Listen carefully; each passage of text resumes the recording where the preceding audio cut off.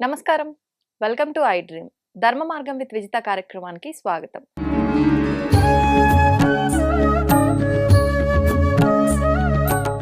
ప్రస్తుతం మనతో పాటు ఉన్నారు దివ్య విశ్వశక్తి పరివార్ ప్రచారకులు స్వామి ఓం స్వరూప్ గారు. ఇప్పుడు వారితో మాట్లాడదాం. నమస్తే అండి. శుభాశిషులు దివ్య శక్తి స్వరూపులందరికీ కూడా ఆ యొక్క దివ్య శక్తి మాత అనుగ్రహము సర్వత్రా కలుగుగాక. అయితే ఈ మధ్య కాలంలో జపాలు ఎక్కువగా చేయడం చూస్తూ ఉన్నాం. అది నామ జపమే కానియండి, మంత్ర జపమే కానియండి. మళ్ళీ ఈ మంత్రాల్లో, నామాల్లో కూడా కొన్ని విధానాలు, ఇవి అందరూ చెయ్యొచ్చు, ఇవి అందరూ చెయ్యొద్దు, ఇది గురువు ద్వారానే తీసుకోవాలి, ఇలా రకరకాల విధానాలు వింటూ ఉన్నాం.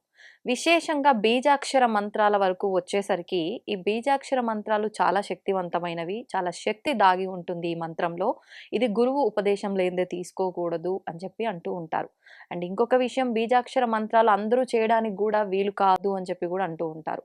నిజంగా బీజాక్షర మంత్రాల్లో అంత శక్తి ఉంటుందా? అసలు ఏంటి బీజాక్షరాలు అంటే ఏంటి? అంత శక్తి ఎలా వచ్చింది ఈ బీజాక్షర మంత్రాలకి? వాటి గురించి వివరించండి. బాగుంది తల్లి. బీజము అంటేనే విత్తనము అని అర్థము మామూలు మన భాషలో. ఆధ్యాత్మిక భాషలో గనక తీసుకుంటే శక్తి సర్వత్రా వ్యాప్తి ప్రవాహము సంతరించుకొని రూపము దాల్చి ఉన్నది విశ్వంలో. విశ్వశక్తి అంటాం దాన్ని. ఆ దివ్య విశ్వశక్తి యొక్క ప్రవాహము ప్రకటితం అవ్వడానికి భగవంతుడి యొక్క స్వరూపాలు, మనం ఏ దేవుణ్ణి చూసినా కూడా భగవంతుడి యొక్క రూపాలు శక్తి కలిగినవే. శక్తి లేకుండా దేవుడు అనలేం. దేవుడు అంటేనే శక్తి. అవును.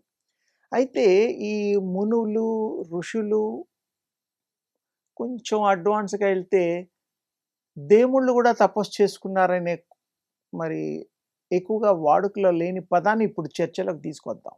అంటే దేవుళ్ళు కూడా తపస్సు చేశారు. శివుడు కైలాస్ మానస సరోవరంలో అక్కడ పక్కన శివ పర్వతము ఒకటి ఉన్నది. మానస సరోవరం వేరు, పర్వతం వేరు.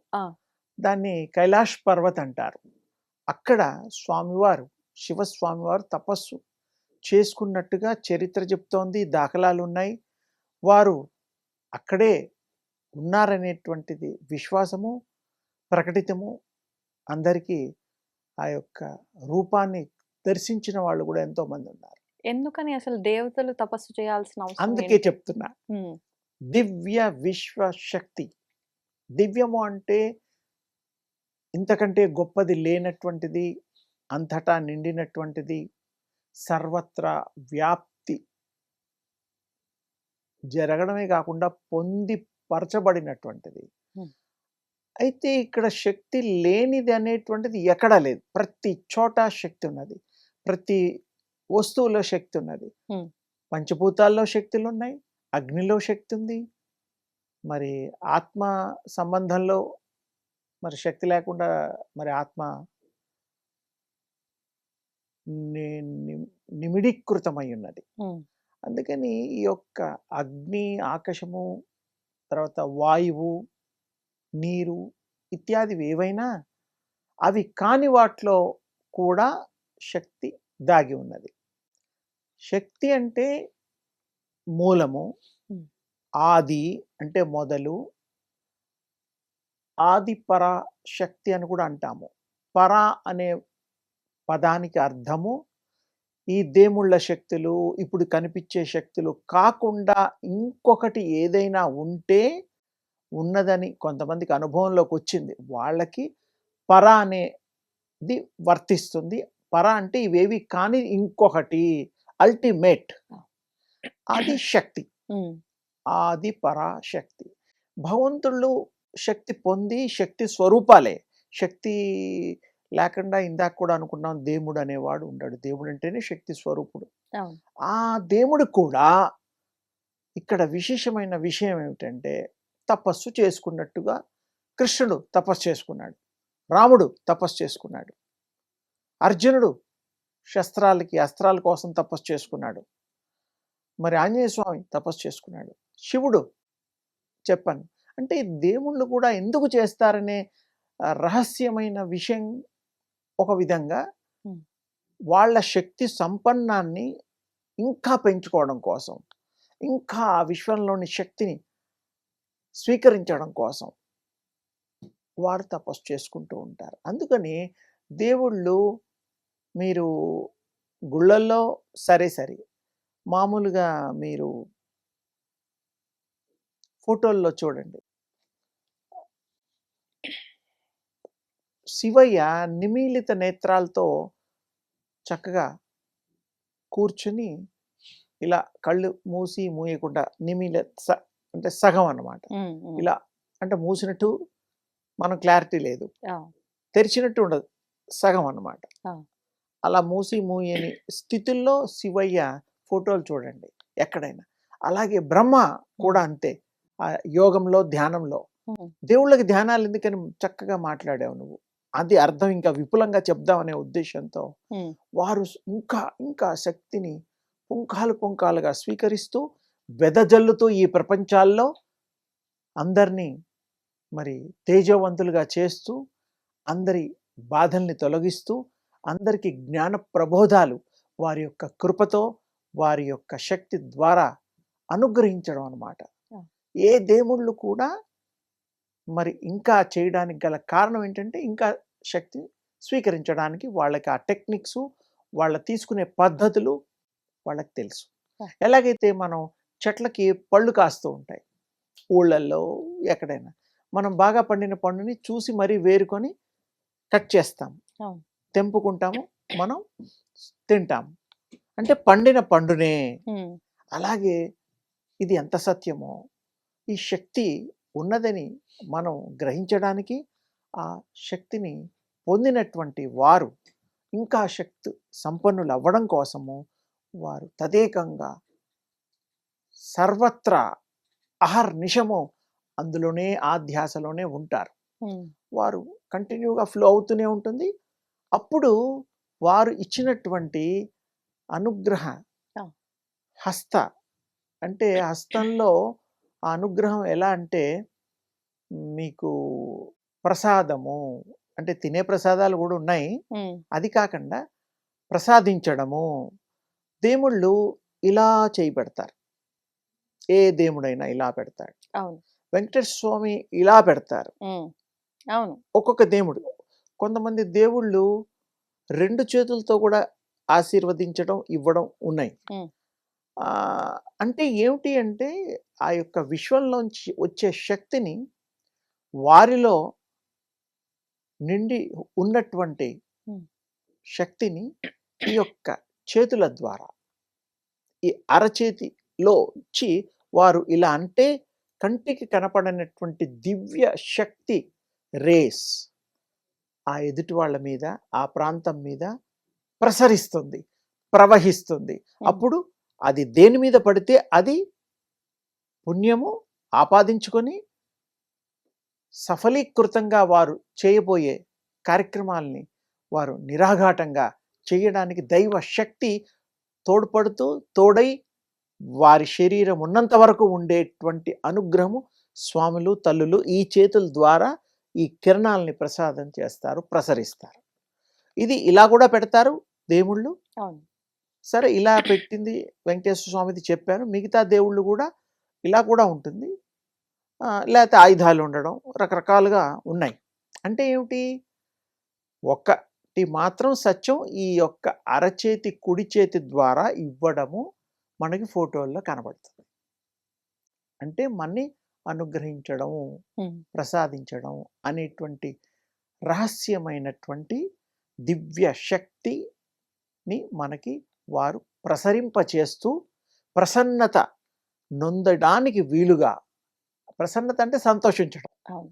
ప్రసన్నులయ్యామంటాం దేవుళ్ళు. ఆ భాష కూడా వీళ్ళకి దేవుడి భాష మానవులకు కూడా పెట్టేసాం. హ్మ్. అంటే అంత గొప్పవారు, అంత అర్హత కలిగిన వాళ్ళకి దేవుడు ప్రసాదిస్తాడు, హ్మ్. అనుగ్రహిస్తాడు. అందుకని దివ్య శక్తి విశ్వమంతా దాగి తానై ఉన్నది కాబట్టి దాన్ని ఈ యొక్క ధ్యానము ద్వారా, ఉపాసన ద్వారా అట్లా ఒక్క శక్తిని కంటిన్యూస్గా కాన్స్టెంట్ రిమెంబరెన్స్ చేయడం ద్వారా మీకు ఆ శక్తి కంప్లీట్గా మీరే శక్తివంతులు అయిపోతారు. ఎందుకంటే మీలో అది కంటిన్యూగా వస్తూ ఉంటుంది. Hmm.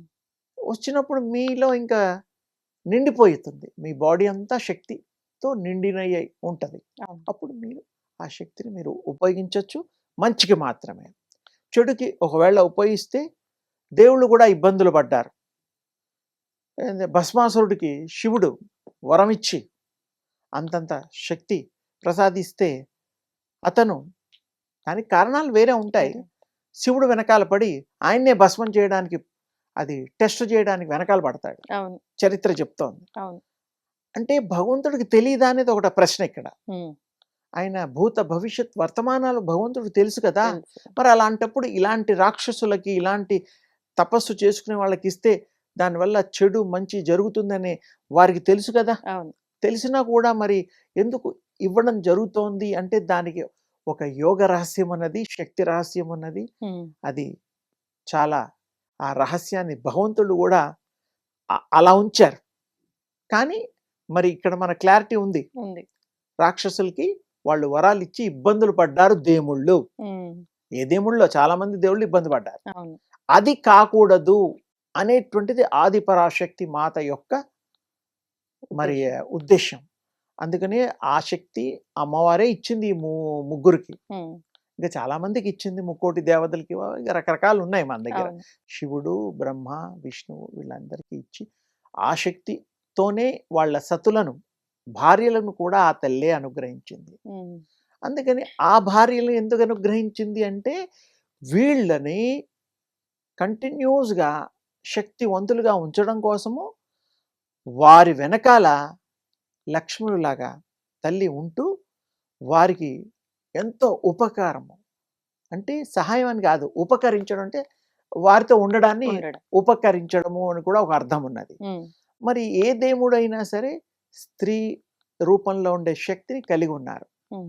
అంటే ఆ శక్తి అవసరమైనప్పుడు ఇంకా వారికి ఏ విధంగా మరి దారి మరల్చాలో, దారిలో ఉంచాలో ఆ తల్లులకు తెలుసు. పార్వతీదేవి కూడా ఎన్నో మరి శక్తి కలిగినది. శివుడికి ఆ యొక్క శివ పురాణంలో కూడా చెప్పబడింది, Hmm. బ్రహ్మ పురాణంలో చెప్పబడింది. Hmm. మరి సరస్వతి మాతగా జ్ఞాన ప్రదాతగా కూడా మనకు తెలుసు. ఇక్కడ లక్ష్మి రమాదేవిగా, రమా తల్లిగా కూడా కొంతమంది పిలుస్తారు. అంటే ఏమిటి, ఆ భగవంతుడు అనేటువంటి స్త్రీ రూపము మనం చూస్తున్నది. ఆ తల్లి శక్తి స్వరూపిణి, అంటే మూలము, తర్వాత కైనెటిక్ ఎనర్జీ అని ఇంగ్లీష్లో అంటూ ఉంటాము. అంటే ప్రసారణ జరిగేది, నడయాడే శక్తి దేవతామూర్తులు. అవును. అందుకని ఈ రెండు కలిపినది మనకు కూడా మరి అర్ధనారీశ్వర తత్వంలో కూడా సగం అమ్మవారు సగం అయ్యవారు అని అందరూ చెప్తారు. అంటే ఒక మెదడు ఒక రకంగాను, ఒక మెదడు ఆజ్ఞాపించడం, ఆలోచించడం అనేటువంటి ప్రక్రియ కూడా జరుగుతుంది. Hmm. అందుకని అర్ధనారీశ్వర తత్వాన్ని మానవుల్లో కూడా ఉంటుంది. Hmm. అది ఒక్కోసారి ఎంతో విలువైన ఆలోచనలు చేస్తూ ఉంటుంది, ఇంకో మెదడు ఆచరణలో పెడుతూ ఉంటుంది. అందుకని అర్ధనారీశ్వర తత్వాన్ని, ఆ స్వామిని, శివస్వరూపాన్ని మనం పూజించే గుళ్ళు కూడా ఉంటాయి. అందులో ఉన్నదని చెప్పడం కోసమే, ఈ ప్రపంచానికి అందించడం కోసమే అర్ధనారీశ్వర తత్వాన్ని మనకి అందించారు ఆ శివస్వామి వారు, ఆ ఆదిపరాశక్తి తల్లి మనందరికీ కూడాను. అది అనుగ్రహించడమే కాకుండా ఆచరణ యోగ్యంగా కూడా అర్ధనారీశ్వర ఉపాసనలు కూడా ఉన్నాయి. అది చాలా తక్కువ మందికి తెలుసు. శివుణ్ణి చేస్తారు, అమ్మవారిని విడివిడిగా చేస్తారు, ఇద్దరిని కలిపి చేసే పద్ధతులు కొన్ని ఉన్నాయి. Hmm. అది కొంచెం రహస్యము, లోతుగా బాగా అనుభవం కలిగినటువంటి ఆ శక్తి సంపాదించిన వారు మాత్రమే అర్హతను పట్టి వారు ప్రసాదిస్తూ వారికి యోగ్యులైన శిష్యులకి ఇవ్వడం జరుగుతుంది. Hmm. ఈ బీజాక్షరాల్లో కూడా ఏమిటంటే విశ్వంలో ఉండే శక్తి సౌండ్ థెరపీ అంటాం. ఆ సౌండ్స్లో రా, మా, లా, యా ఇలాంటి కొన్ని బండిరా వరకు ఉండే అక్షరాల్లో ఒక్కొక్క అక్షరానికి ఒక్కొక్క శక్తి అది స్వీకరించి దాని మార్క్, అంటే ఈ రా అనే శబ్దానికి అగ్నిబీజం అని, మా అనే శబ్దానికి ఇంకొకటని, ఇలా ఒక్కొక్క దానికి ఒక్కొక్కటిగా మనకి నిరూపించబడ్డాయి. ఆ ఏకబీజాలు ఉన్నాయి, 4-5 బీజాలు కలిపినటువంటి అష్టాక్షరి మంత్రాలు, ఇలాంటివి రకరకాలు ఉన్నాయి. అంటే ఒక్కొక్క మంత్రంలో అన్ని అక్షరాల పొందుపరచడం వల్ల అంత శక్తివంతమైనటువంటి ఆ మంత్రము, బీజాక్షర సంపుటి, దానివల్ల మనకి మంచి కలుగుతుంది, శక్తి వస్తుంది అనేటువంటి ఉద్దేశము. అందుకని బీజాక్షరాలన్నీ కూడా సౌండ్తో కూడినటువంటి, శక్తితో కూడినటువంటి, ఆ పరాత్పరి ప్రసాదించినటువంటి పరాశక్తి రూపాలే బీజాక్షరాలు. ఇది కొత్తగా రహస్యాన్ని నేను మీకు చెప్పడం కాదు, కొంతమందికి తెలుసు, యోగులకి. కానీ ఏ బీజాక్షరంలో ఏముందో చెప్తారు, కానీ అవి ఎక్కడి నుంచి, విశ్వంలోంచి ఆ శక్తిని స్వీకరించి బీజాక్షర రూపంలో మారి, పదాల రూపంలో మారి, మనకి అనుకూలంగా అనువుగా మనకి జపించడానికి, పలకడానికి మనకి వీలుకి అయ్యే ఆ యొక్క కృప ఆ దేవుళ్ళు చేశారు. కాబట్టి బీజాక్షరాలు చాలా గొప్పవి, చాలా శక్తివంతమైనటువంటివి. దాన్ని ఉపాసన చేసుకున్న నాడు తప్పకుండా మీకు సర్వశక్తులు లభ్యమవుతాయి. మీరు మానవ రూపంలో ఉండే దేహంతో సహా భగవత్ రూపాలుగా మారుతారు. ఇది తథ్యము. చేసిన నాడు కరెక్ట్గా చేసి సక్సెస్ఫుల్గా దాన్ని వారు పొందినప్పుడు, పొందకుండా మనం తినకుండా, రుచి తెలియకుండా ఆ బీజాక్షరాలని సంపుటికని మనం ఆచరణలో పెట్టి మరి ఉపాసన తర్వాత తపస్సు లాంటివి చేస్తే తప్ప అవి రావు. వచ్చిన తర్వాత మీకు అన్ని అవగతము, అర్థము అవుతాయి. అందుకని భగవంతుడి స్వరూపాల్లో ఆ భగవంతుళ్ళు కూడా స్వరూపాన్ని తీసుకోగలుగుతారు. ఆ శక్తి స్వరూపం ఏదంటే అది తీసుకోగలుగుతుంది. దీని గురించి విశేషంగా అవతారాలు ఏర్పడము, శక్తి స్వరూపాలు, శక్తి యొక్క ప్రకంపనలు ఈ విశ్వంలో ఎన్ని లోకాల్లో ఉన్నాయి, ఎన్ని డైమెన్షన్లో ఉన్నాయి, లెక్కకు మించిన డైమెన్షన్స్. ఇప్పటి వరకు ఒక 27-40 చిల్లర డైమెన్షన్స్ వాడుకలో ఉన్నాయి. ఇంకా వాడుకలో లేనివి, కొంతమంది అనుభవించినా కూడా వాళ్ళు చెప్పని వాళ్ళు కూడా ఉన్నారు. అందరూ చెప్పాలని రూల్ లేదు. సిద్ధాశ్రమంలో ఇలాంటివి ఏదైతే కైలాస్ మానస్ సరోవర్ దగ్గర మరి ఈ మధ్యకాలంలో చాలా మాధ్యమాల్లో చెప్పడం జరుగుతోంది. శంబల అక్కడ కూడా యోగులు, తర్వాత సాధన చేసిన వాళ్ళు, ఎంతో మరి సృష్టికి ప్రతిసృష్టి చేసే శక్తి కలిగిన వాళ్ళు కూడా ఉన్నారు, సిద్ధులు ఉన్నారు. అందుకని దాన్ని సిద్ధాశ్రమం అంటాం. మనం ఇప్పుడు ఎక్కడ అది కళ్ళకి కనబడ్డా కనబడకపోయినా సిద్ధాశ్రమం, మనం కూడా అంత ఇది ప్రయత్నం చెయ్యొచ్చు. మనం ఉపకరణ స్వీకరించి తప్పకుండా మనం దాని మీద దృష్టి పెట్టి సాధన చేస్తే సాధ్యము కానిది ఈ ప్రపంచంలో లేదు. ప్రతిదీ కూడా సాధ్యమే. అందుకని సాధిద్దాం, అందులో అనుభవం మనం స్వీకరిద్దాం. మనతోటి సమాజాన్ని, మనుషులకి మంచిని, ప్రేమని, శక్తుల్ని కూడా అందిద్దాం.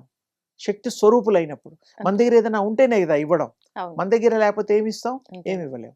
అందుకని ఏంటంటే శక్తి సంపాదించే కార్యక్రమాలను తప్పకుండా విశేషంగా ఇంకో మారు మా విజితమ్మ తల్లి ద్వారా విశేషంగా చెప్పి అందరికీ అందించే ప్రక్రియలో మాకు కూడా భాగవంతులుగా అందరినీ చేయడం కోసం ఈ యొక్క కార్యక్రమాన్ని అందించినటువంటి మా విజితమ్మ తల్లి ధన్యురాలు. విన్నా ప్రాక్టీస్ చేయబోయే మీరందరూ కూడా ధన్యురాలు లాగా మీరు ధన్యత నొందుతారు. మీ అందరికీ ఇందులో ఫలం కృతం రావాలని, సఫలం కావాలని నా యొక్క దివ్య ఆశీస్సులు మీ అందరికీ. ధన్యవాదాలు. And for more videos, Please subscribe to iDream. Please subscribe to iDream. Please subscribe iDream. And please subscribe to iDream. For more videos, subscribe to iDream. please like, share and subscribe to the channel. Congratulations, iDream. Subscribe to iDream. Subscribe to iDream. So subscribe to iDream Media. iDream की iDream team अंदर की huge congratulations. Please subscribe iDream Media. Please subscribe to iDream. Subscribe iDream. Please subscribe to iDream. iDream అంటే నా కళల channel subscribe చేసుకున్న నోరు తిరుగుతలేదు. మీరైతే గంట గుర్తు కొట్టండి. For more such videos, please subscribe to iDream. Subscribe to iDream. Please subscribe to iDream. Please subscribe iDream Media. Please do subscribe to iDream. Please subscribe to iDream Media. For best entertainment and information, please subscribe iDream. And don't forget to subscribe to iDream.